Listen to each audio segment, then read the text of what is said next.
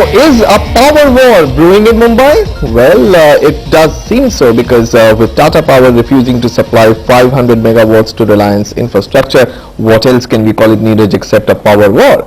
Reliance Infra supplies, as we know, 1500 megawatts to Mumbai and takes 500 megawatts from Tata Power. The companies will meet with the Maharashtra Energy Secretary to resolve the dispute. We are now joined by Lalit Jalan, CEO Reliance Infrastructure. Mr. Jalan, when we were talking in the break, you told me that this is not exactly a power war. So how would you characterize what is going on the ground?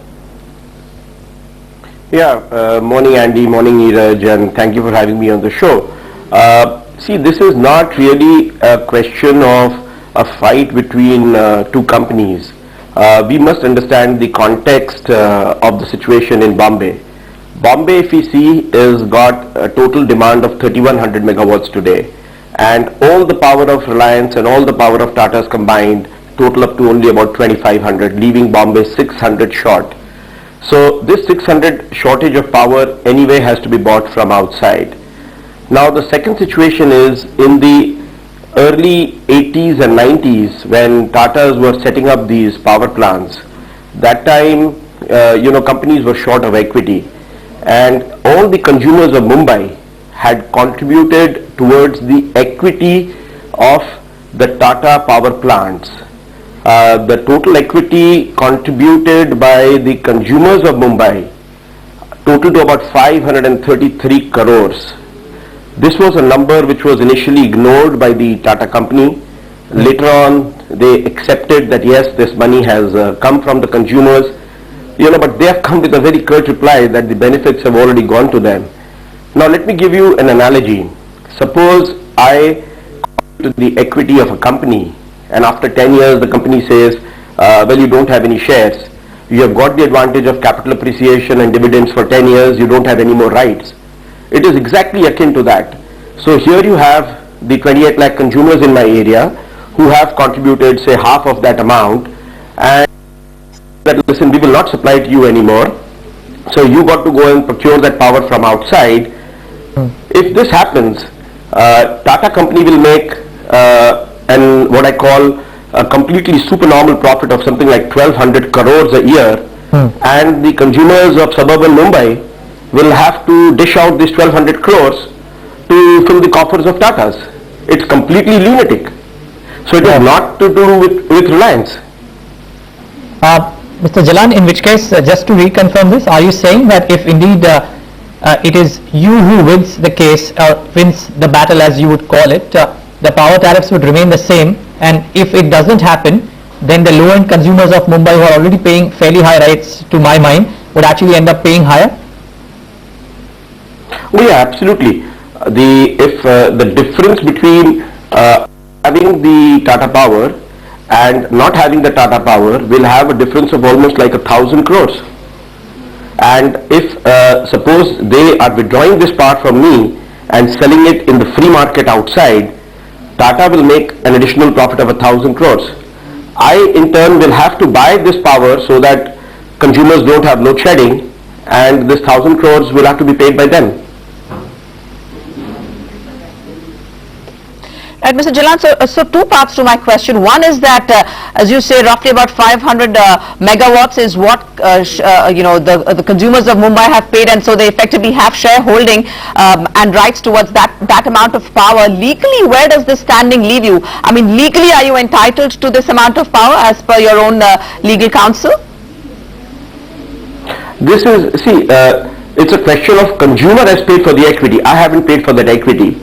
So the power rightfully belongs to the consumers of Mumbai, and that is why this question is now uppermost in the minds of the government, that and government is now apprised of all these facts, that how come a power plant which has got all the approvals from the government of Mumbai, government of Maharashtra, to set up power to supply to Mumbai, and after you have got the approvals, after you have got the equity money from the consumers of Mumbai, you suddenly want to take benefit of some interpretation of the law and say that I have a freedom to sell to whoever because I don't want to sell to Reliance.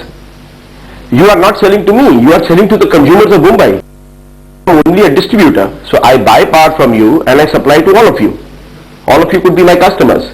So I buy the power at say X rupees and I charge only X rupees from you. I don't add money to that X rupees. I don't make money on the power at which I buy.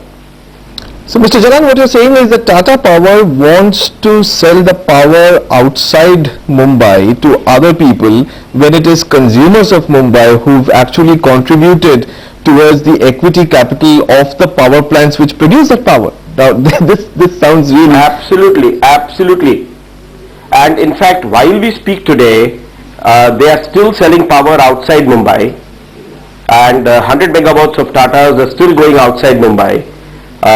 The Chief Minister, Honorable Chief Minister, has promised on the floor of the House that all power produced by the Mumbai producers, which means Reliance and Tatas, will be sold only to Mumbai at regulated rates.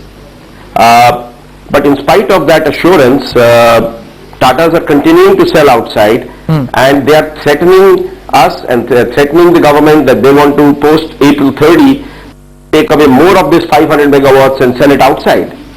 It's completely crazy. I don't understand. Right. Mr. Jalan, It's a question now which is between, sorry, but I was just coming to it from a stock market perspective per se.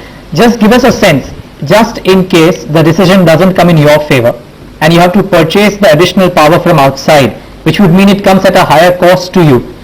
And assuming that you can't pass on the rates or the higher cost to the consumers of Mumbai because they would probably shift to other power centers, or probably there would be a dharna of some sort, I don't know what. Does it entail a financial hit that you as a company would have to take if indeed it doesn't materialize in your favor? No, there is no hit to Reliance Infrastructure. As per the Electricity Act, the power purchase cost is a pass-through. We have made all attempts to buy power at the lower price. In case this power is not made available to us, we will have to buy this power at the next best available price, and then that cost of power will be passed on to my consumers who are with me, and their tariffs will go up appropriately. We basically make money on the network. So we have built this network over 80 years.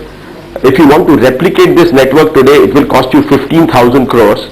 And the only return we get is on the money that we have spent on building this network. The power purchase that we do is just a pass-through. We don't make money on the power purchase cost.